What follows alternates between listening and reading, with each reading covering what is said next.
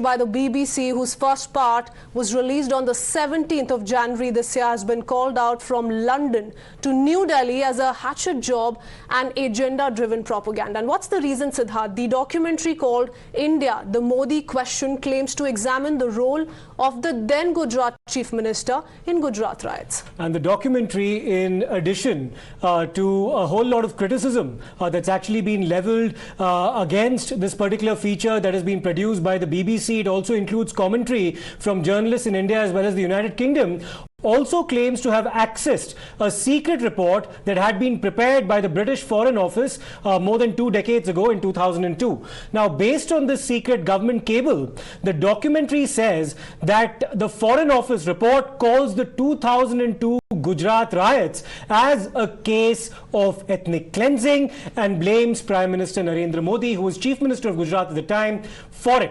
Now, in the first government reaction that's come to this documentary that's been put together by the BBC, the Ministry of External Affairs has called it a motivated hatchet job.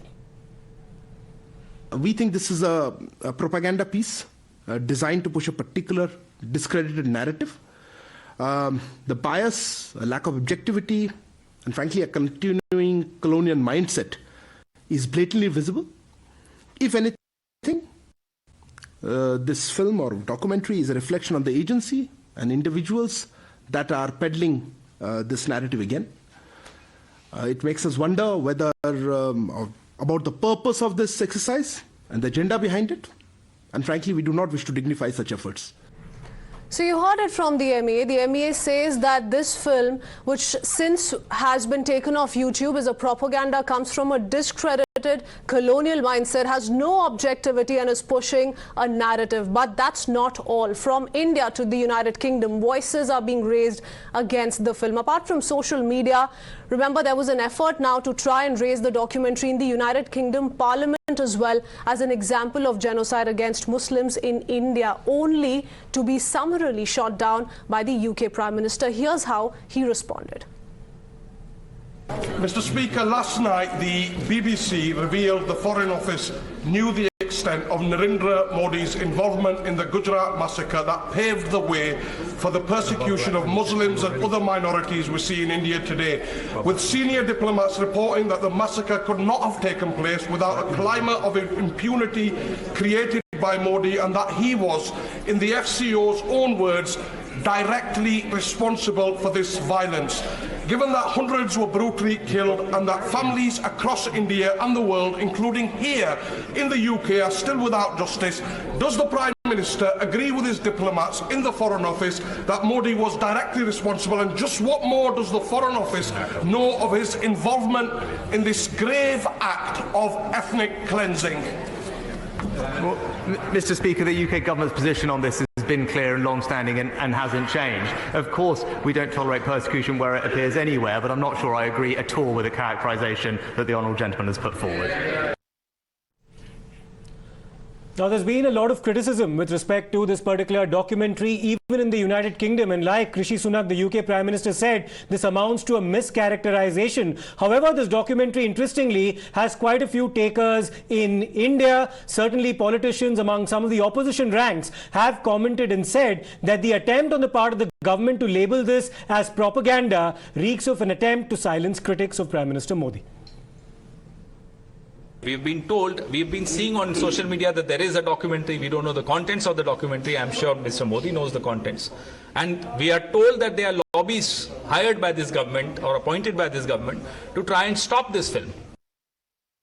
Without supporting the BBC article in toto, intolerance has increased, the social and communal divide has increased, the BJP is trying to foster communal disharmony for their political gains. It's a thing to be taken into consideration that Indians were known to be tolerant. Their impression and reputation in international community in 2024, BJP is going to be out of power, and that will put this kind of story to rest. You cannot put any restriction on the foreign TV media as we can put in India. It is their opinion, of the BBC's opinion, and they should justify and they know the reason why they have shown it. What we can do here in India. Some people likes it, some people doesn't like it. So people in BJP, they trolls, and people who have seen the atrocities which is happening on the minorities, they said they are showing reality. The documentary is still not out. Let the documentary come out first. Then we can analyze what they have to say. But there is a definite chaos in all the minorities in India. That is all we can say at the moment. There is a definite chaos. That is why our Prime Minister Shri Narendra Modi had to give a statement yesterday that go to churches and go to universities. So he is trying to neutralize his image somehow, because the Bharatiya Janata Party itself knows that there is a definite chaos and a fear between the minorities, all the minorities of India. So those are some of the reactions coming in from the opposition here in India. Interesting to point out what Rishi Sunak, the UK Prime Minister, and also several Indian expats in the United Kingdom have been stating. Now, Siddharth, you interestingly spoke to BJP leader Swapan Dasgupta, the man who was interviewed by BBC for this very documentary. He says the final outcome is clearly not balanced and aims to establish a ready-made conclusion that Modi is guilty when it comes to 2002 Gujarat riots. Here's his version. Let me first explain one thing to you, that when I was told about this documentary, I was told there was going to be a film being made. They were making a documentary on India under Modi, where they would also look, incidentally, where it would also look at his relationship with the 2002 Gujarat riots. Now, as things turn out, this was essentially, the first part was essentially only about the 2002 riots, which certainly was not, I didn't feel that was part of the original idea.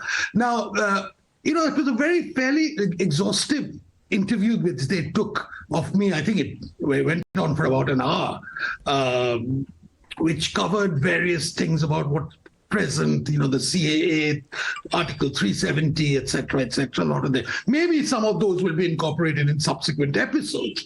Now, what I felt about my interventions on the Gujarat riots was that, they were taken in as a sort of pro forma of another view. It was just a sort of pro forma, and here there are some people who have another view, so a couple of sentences from me were just sort of incorporated in that. Well, the main thrust of the argument was that, Modi is guilty, etc., That was their thing. I mean, I get the feeling it was a hatchet job which they were trying. Is a very short-sighted, has no vision. It doesn't look at a bigger picture. This event took place 20 years ago. Indian judiciary tried, tested everything, and Mr. Modi was exonerated. Now he is the most powerful prime minister and the most respected prime minister in the world. What do? They cannot rise above him. So what they do, they try to dig some dirt and to throw mud at him. But this is not going to affect India or Prime Minister Modi. All right, let's open this up. We have Aarti Tikku, founder, editor, The New Indian, with us. Also with us is Dr Vivek Kaul, medical practitioner, along with lawyer Ehtesham Hashmi. But I want to begin by asking you this, Siddharth, and then you can take it away with our guests.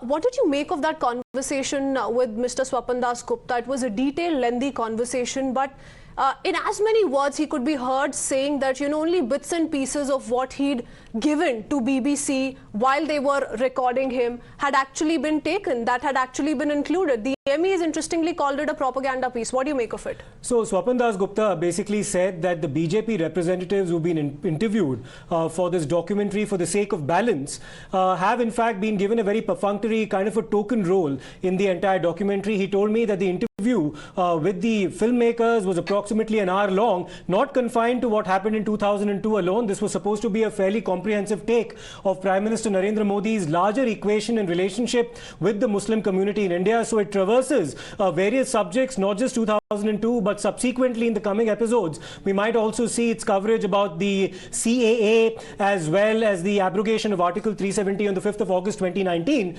But the first episode was entirely devoted to what happened in 2002. And Mr. Dasgupta was fairly categorical that not only was his commentary in that particular documentary reduced to tokenism, the very fact that certain parts that he had actually claimed as rationale to arrive at certain conclusions with respect to the kind of targeting that Mr. Modi was subjected to was also actually in the final product that's been put out by the BBC left out. So that's a fairly significant criticism that's coming from Mr. Dasgupta about the manner in which this documentary was finally pieced together. So let's take this across to our guests as well. Kristween, let me first come to, in fact, Aarti Tikku as well. Aarti Tikku, we're also speaking on a day which marks the 33rd anniversary of the genocide of Kashmiri Hindus. The Western media in the past has been perhaps rightly accused of glossing over what happened to the Kashmiri Hindus in 1989 and 1990, but focusing disproportionately on what they describe as the plight of religious minorities in India, principally the Muslims. How would you put this BBC documentary in the larger context of how the Western media has projected Prime Minister Modi? Well, Siddharth, the first thing is what BBC is. BBC is essentially the mouthpiece of the government of United Kingdom, and it's a state broadcaster. So whatever line they have taken, the responsibility, the onus of that is actually on the government of the United Kingdom, which is essentially Rishi Sunak's government. My next point is that it's actually a shame that BBC did not have the courage, did not have the spine in the last 32 years to ever make a documentary on the ethnic cleansing, genocide of Kashmiri Hindus in Kashmir in 1889 and 1990. And they have turned around, as you reported in your earlier news, that they are now calling the rioting that happened in Gujarat between Hindus and Muslims, in which both Hindus and Muslims killed each other. They're calling it ethnic cleansing of Muslims. It's a shame. They have absolutely no understanding of what the term and is. Ms. Tikku, in that sense, the perpetrator Mr. Dasgupta is absolutely right in saying that his version too has not been given adequate representation. That's what he told Siddharth. So there is a reason to why this has happened, and there is a reason to why perhaps that selective narrative has made its way to this BBC film. But Mr. Ehtesham Hashmi, I also want to understand from you, and I want to talk about what the Congress here is saying. The Congress says no one can stop BBC from airing this. Those who have seen the atrocities on minorities will relate to it. But the same Congress was not of the same opinion when a film like Kashmir Files wanted to put out the truth of the Hindus, which are, by the way, a minority in Jammu and Kashmir, as a success. They called that a propaganda. Isn't this speaking of hypocrisy really on part of the Congress party in this case? What do you make of the overall political picture? Listen, I'll try to express my views as a citizen of India. I'll not express my views as a lawyer or as a Congress spokesperson. I'm also not representing Congress party on this national debate. What I want to say that documentaries is still not out. The documentary should come first, and let's watch it first. The first part of it then is out. In fact, Siddharth has also taken a look at it. So just as a point of clarification, I'll let you continue with your answer, sir. But I did manage to catch the documentary before it was taken off YouTube. It's a 59-minute first part of a multi-part series, entirely now focused. The first part is completely focused on the 2002 Gujarat riots. So it's not as if we've not seen what's come out. It did come out. We did see it. It's now been taken off. Yes, please go ahead. It's now been taken off. I have not got the opportunity to see the documentary. Okay. And one statement, one sensible statement which I would like to make as a citizen of India, that Narendra Modi is directly responsible for Godhra riot. And the Godhra brutal act, that was an ethnic cleansing of Muslim community. And the only person who is responsible for this riot is Narendra Modi. You first say that you want to speak as a citizen of India, but this is a politically laced comment. Now, if the Supreme Court has gone into the details of the SIT's findings and dismissed the challenge that was put out by Zakia Jafri and others against the clean chit that's been given to the Prime Minister by the SIT, by the lower court, by the Gujarat High Court, and once again by the Supreme Court in June 2022, are you questioning the motives of the Supreme Court in this matter when it decided to dismiss those petitions, sir? We are discussing here facts. So this is also a fact. Are you saying that what the Supreme Court has done is not a fact? They may commit mistake. They may commit a mistake. But so the judiciary may have committed a mistake, but you will not say anything with regards to, for example, what was found out by the SIT with regards to Teesta Setalwad. What was said about Mr. Ahmed Patel, you will not take all of that into consideration, but you will question what the Supreme Court had found out and the clean chit that was given by the Supreme Court. Dr. Vivek Kaul, since we're running out of time, a quick take on what you make of this BBC documentary. YouTube, remember, has taken it down already. I saw it 3 times on my TV in great. Oxford. So we can get a clear perspective from you. Sir, go ahead. Yes. Basically, I will tell you in a very unbiased way. It was a good job BBC had done just to portray Modi as being a Muslim hater, which is completely wrong. They had that idea and they were just bringing those kind of interviews where they would paint Modi in a bad way. They did not go to the Hindu victims. They did not go to any, only Dasgupta ji spoke the truth. Rest were all biased. They were showing Muslim as if he was a killer of Muslims. They were comparing Modi to Hitler and RSS to Nazis. You know, RSS, I have never seen RSS starting a riot. So the whole documentary was based on lies. It has got no legs to stand on. And just to correct Aarti is that BBC is not run by British government. It's completely independent. And it gets money from taxpayers like us. It makes even documentaries against British Prime Minister. So, you know, even that's why Rishi did support Modi ji yesterday. Yeah, he called it a mischaracterization. Just to put it on record, there were 790 Muslims who were killed in the post-Godhra riots. There were 254 Hindus who were also killed in the post-Godhra riots. And let us also not forget that 59 Hindus were also killed in the Sabarmati Express when it arrived in Ayodhya. So it's a pertinent question to ask whether this documentary takes a completely one-sided narrative with respect to the focus on just the Muslim casualties in